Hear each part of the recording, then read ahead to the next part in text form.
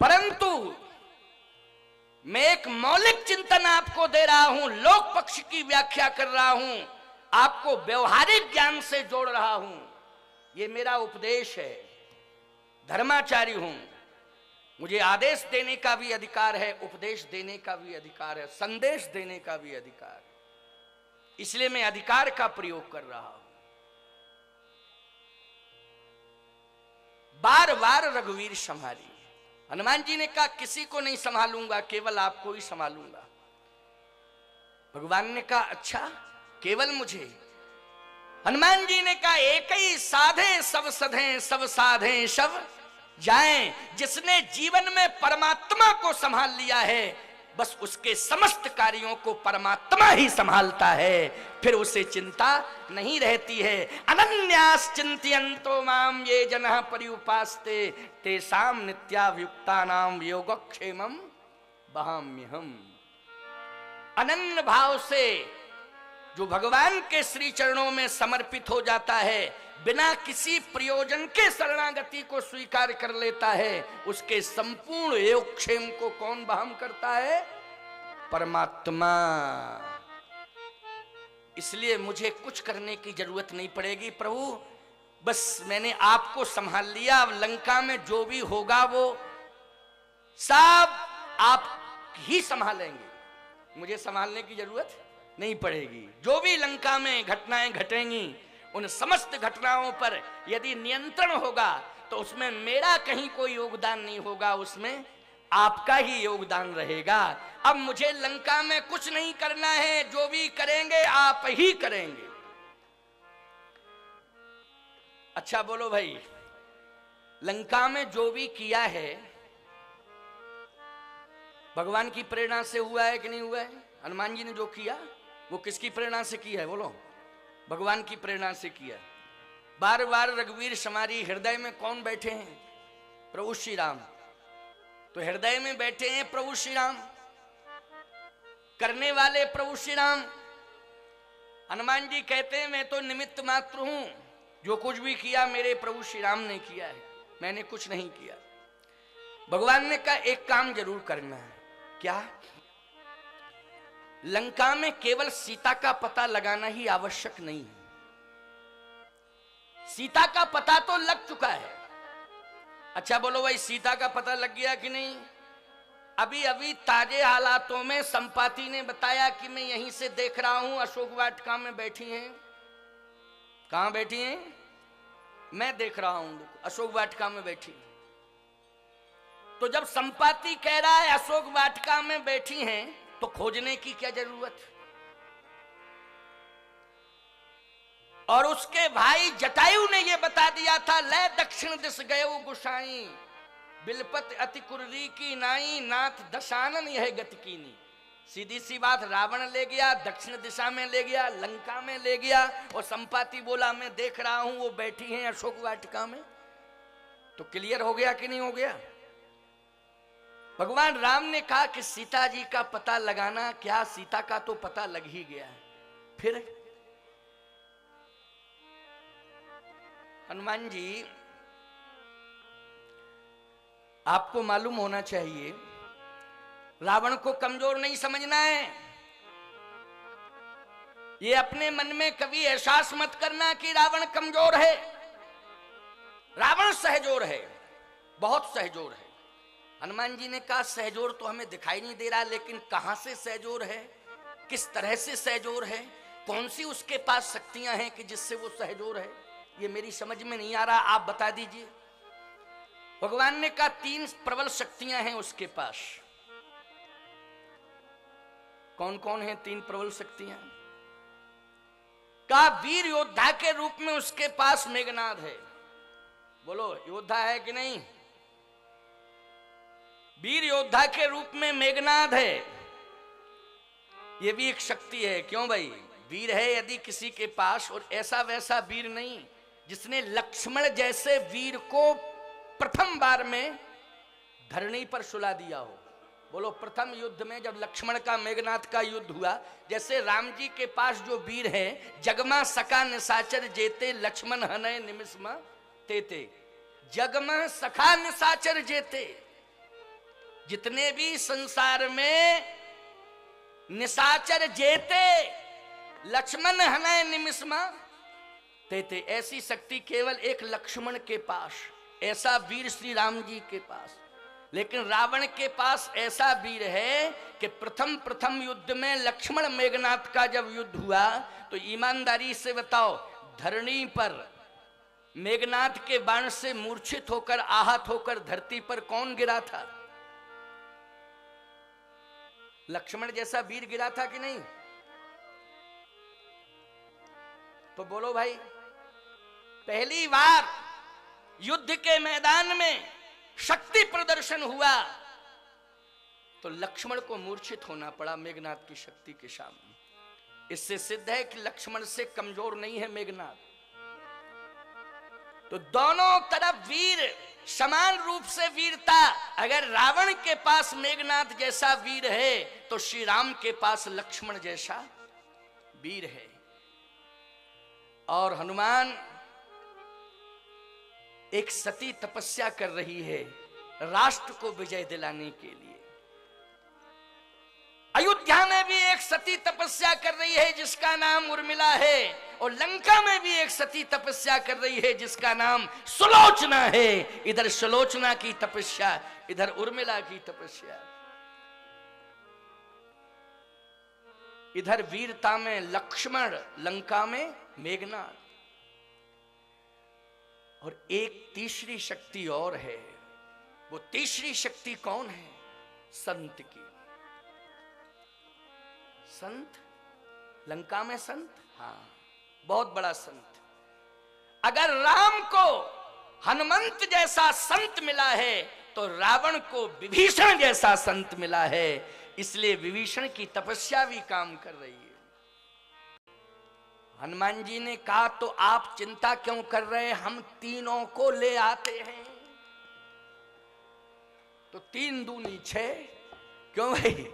3 तो आपके पास हैं ही शक्तियां, और लंका की भी ये मेरी जिम्मेदारी है, मैं तीनों को लाऊंगा। 3 दूनी 6, रावण 0/0। तो आज मरना ही है उसे। क्यों भाई? कन्फर्म है कि उसको मरना है। रावण के पास कुछ बचेगा ही नहीं। मैं अभी जाता हूं, तीनों शक्तियां ले आता हूं। अब सोचो जरा, विचार करना। अच्छा, हनुमान जी ला सकते हैं कि नहीं? जल्दी बोलो। हैं? ला सकते हैं। अच्छा, तू उधर बैठा था, इधर आ गया। लंगूर है क्या कि बंदर है? सुंदरकांड की कथा चल रही है ना, है ना? तो सुंदरकांड में बानर ज्यादा हैं। हनुमान जी ने कहा, मैं तीनों को लाता हूं और आज फैसला हो जाएगा प्रभु। रावण मर जाएगा, उसका राष्ट्र ही खत्म हो जाएगा और आप स्वतंत्र हो जाएंगे। भगवान ने कहा, नहीं नहीं, सुंदरकांड का मतलब अनीति नहीं है। सुंदरकांड में किंतु लग जाएगा। सुंदरकांड का अनुष्ठान कोई नहीं करेगा इस विश्व की धरती पर। सुंदरकांड के प्रति किसी की आस्था नहीं होगी। इसलिए संभल के काम करना है। सुंदरकांड की रचना हो रही है। किस कांड की रचना हो रही है? सुंदरकांड की रचना हो रही है। संभल के काम करना। किसी भी प्रकार की टिप्पणी की गुंजाइश नहीं रहना चाहिए सुंदरकांड में। सुंदरकांड का एकमात्र पाठ अगर कोई कर ले तो संपूर्ण रामचरितमानस का फल उसे प्राप्त हो जाएगा। एक सुंदरकांड के पाठ संपूर्ण रामचरितमानस का फल प्राप्त होगा। इसलिए किसी भी प्रकार का कोई ऐसा अनीत पूर्ण कार्य नहीं होना चाहिए कि जिसमें सुंदरकांड में टिप्पणी होने लग जाए, सुंदरकांड में किंतु लग जाए। इस पर विचार करना है। हनुमान जी ने कहा, तो आप तो आदेश दो, करना क्या है? कहा, लंका की सती सुलोचना, उसने उस कुल का वर्ण किया है। बोलो, किया है कि नहीं किया है?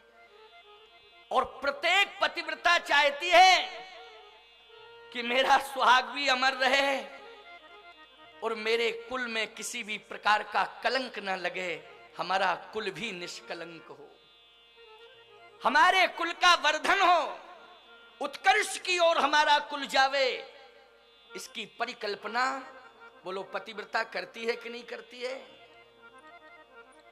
इसलिए वो पतिव्रता है, वो सती है, अपने कुल, अपने पति, अपने कुल और अपने राष्ट्र का उत्कर्ष चाहती है, इसके लिए वो तपस्या कर रही है। उसको करने दो, उसे अधिकार है। ये अनाधिकार चेष्टा होगी कि हठात उसको लाना।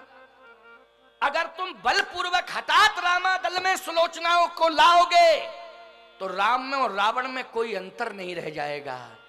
जबरदस्ती सीता को उठा करके रावण ले गया, सारे विश्व में कलंकित हो गया। और यही काम रामादल में हो कि राम का सेवक हठात सुलोचना को रामादल में उठा करके ले आवे तो राम में और रावण में कोई अंतर नहीं रह जाएगा। इसलिए हे हनुमान, ऐसा कार्य नहीं करना है कि भविष्य में इतिहास कलंकित हो जाए।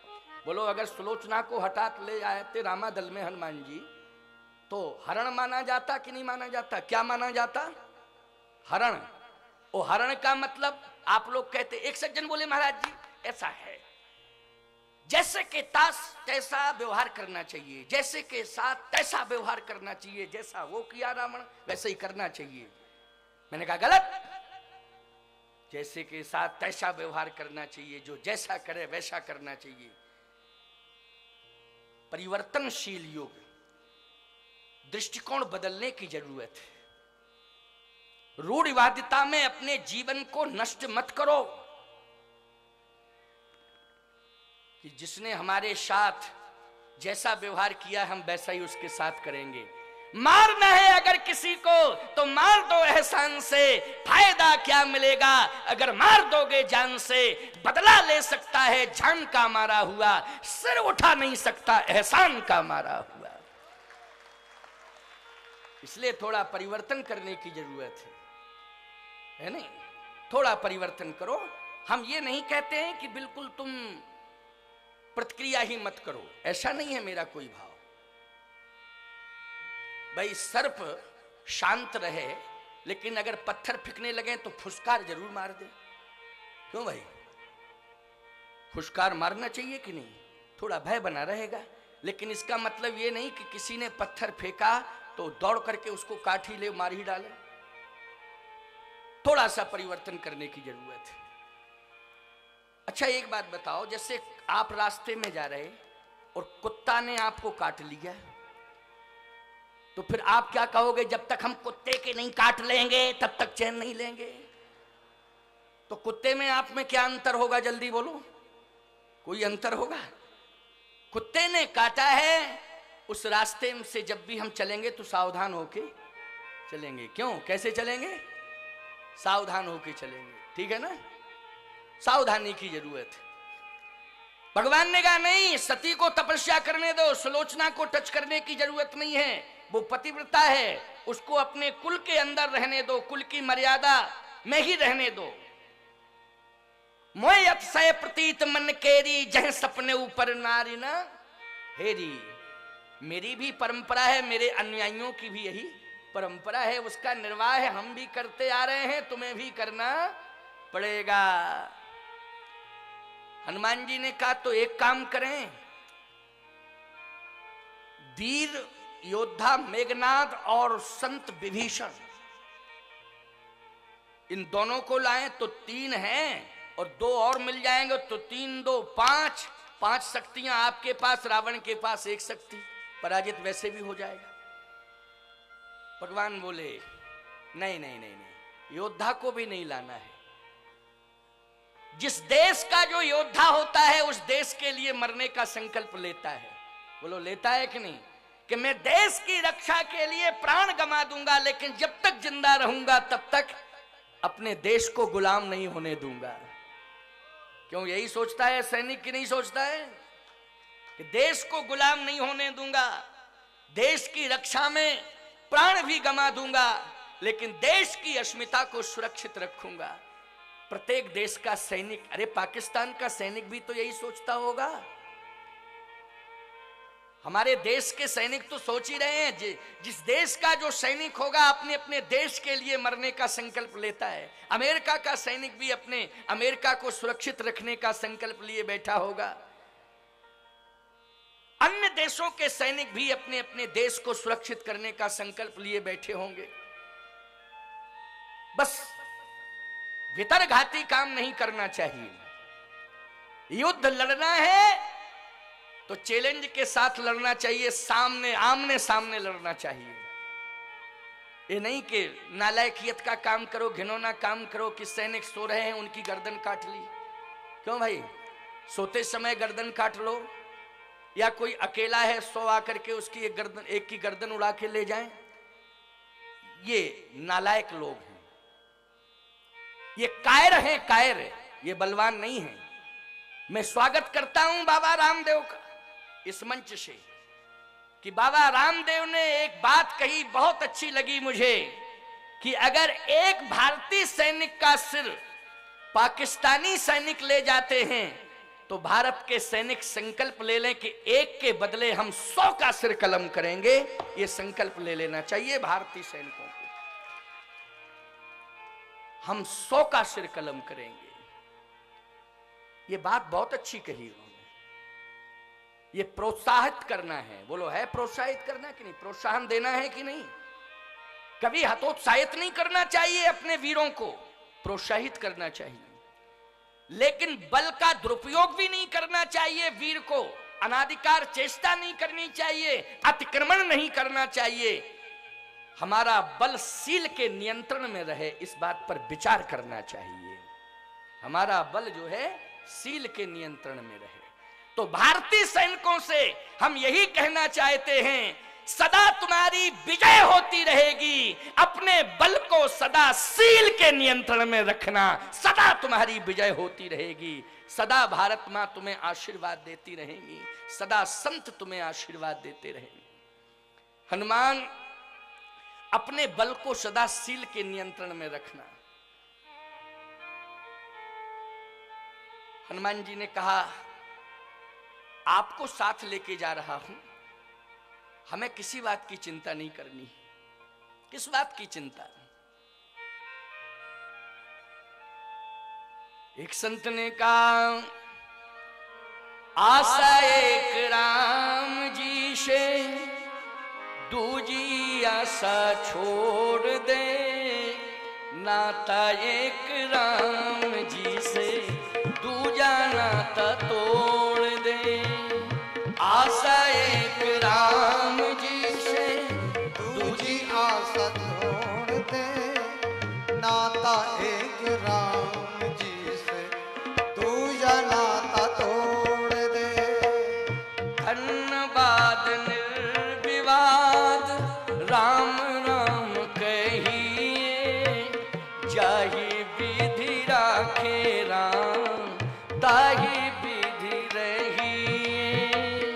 धन्यवाद निर्विवाद राम राम कहिए, जाहि विधि राखे राम ताहि विधि रहिए। सीताराम सीताराम सीताराम कहिए, जाहि विधि राखे राम ताहि विधि रहिए। सीताराम सीताराम सीताराम कहिए, जाहि विधि राखे राम ताहि विधि रहिए। जाहि विधि राखे राम ताहि विधि रहिए। जाहि विधि राखे राम ताहि विधि रहिए।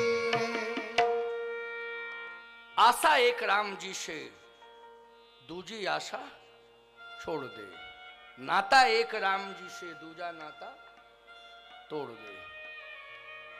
प्रभु आपके आश्रित हूं, मुझे किसी बात की चिंता नहीं है।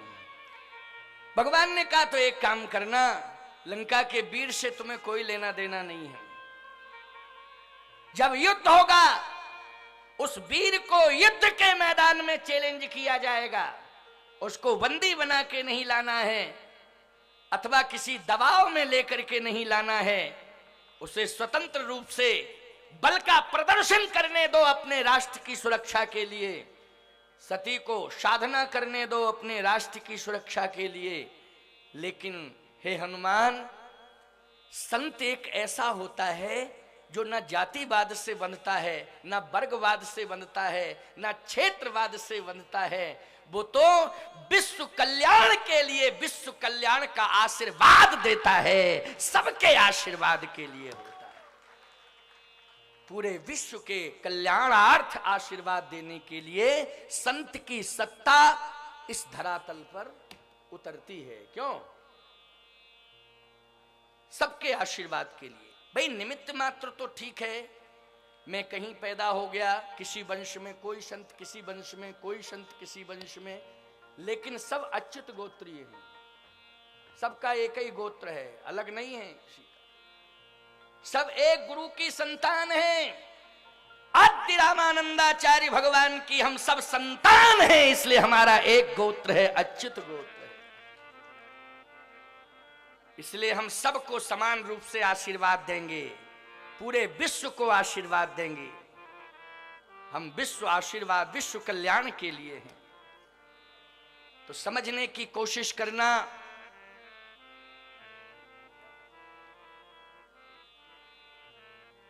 कि आज हनुमान जी लंका में प्रवेश करते हैं तो कहते हैं प्रभु ये आप बताएं कि मैं किसको लाऊं। कहे संत स्वतंत्र होता है, चाहे लंका का संत हो, चाहे भारत का संत हो, चाहे अन्य किसी देश का संत हो। ईमानदारी से बताओ, जहां श्रद्धा मिलेगी वहीं संत खिंचा चला जाएगा कि नहीं? किसके बल पर? श्रद्धा के बल पर।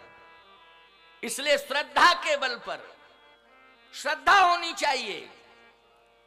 मैं कहता हूं, भले ही यज्ञ की वेदी पर इस विशाल अतिरुद्र महायज्ञ 1111 कुंडात्मक ये रुद्र यज्ञ, इसमें एक विशेष रघुवंशी समाज के यजमान सपत्नीक बैठे हुए हैं। यज्ञ मंडप में भले ही यजमान सपत्नीक बैठे हों, एक ही वंश के, एक ही जाति के। अरे भाई, अयोध्या में जब यज्ञ हुआ था, पुत्रेष्टि यज्ञ, तो ईमानदारी से बताओ, रघुवंश के ही तो राजा रानी थे जिन्होंने समर्पण किया था। बोलो, किया था कि नहीं? लेकिन यज्ञ की परिणति अयोध्या में केवल एकमात्र रघुवंश के कल्याण के लिए नहीं, प्रभु श्री राम यज्ञ से प्रकट हुए रघुवंश में, लेकिन विश्व कल्याण के लिए प्रभु श्री राम ने संकल्प ले लिया था।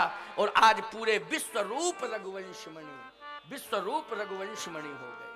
पूरे विश्व का कल्याण किया कि नहीं किया?